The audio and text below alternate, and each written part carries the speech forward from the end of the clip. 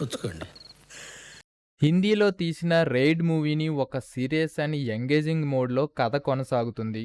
ఇండియాలోనే longest రైడ్‌గా reel స్టోరీని మూవీగా తెరకెక్కించారు. అది 'రైడ్' అయితే ఇది 'రాడ్'. రామారావు ఆన్ డ్యూటీ ఛాయలు ఈ మూవీలో కనిపిస్తాయి. హరీష్ శంకర్ రీమేక్ అని చెప్పినా పక్కా mass and commercial elements add చేయకుండా కొంచెం అతిగానే యాడ్ చేయడం సినిమాకి ఓవర్ అనిపించింది. Tiger Nageswararao Ramarao on duty మూవీలో కనిపించిన అదే మేనరిజం వాయిస్ చూస్తే ఆడియన్స్ కి విసుగు పుడుతుంది. రవితేజ క్యారెక్టర్ కూడా అదే విధంగా ఉండడం రొటీన్ ఫీల్ కలుగుతుంది. ఇక జగపతి బాబు గారి పాత్ర కూడా బేస్ వాయిస్ చూస్తే గత చిత్రాలు గుర్తు చేస్తాయి.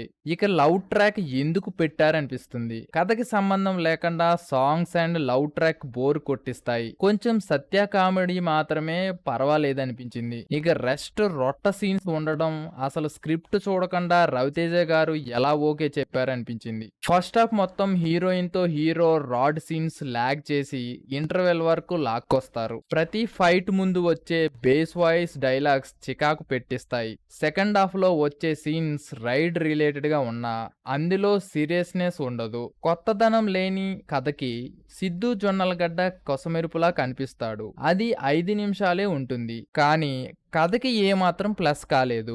మిస్టర్ బచ్చన్ లో ఆ రైడ్ లో ఉన్న ఆ దమ్ లేదు, రొట్ట రాడ్ తప్ప.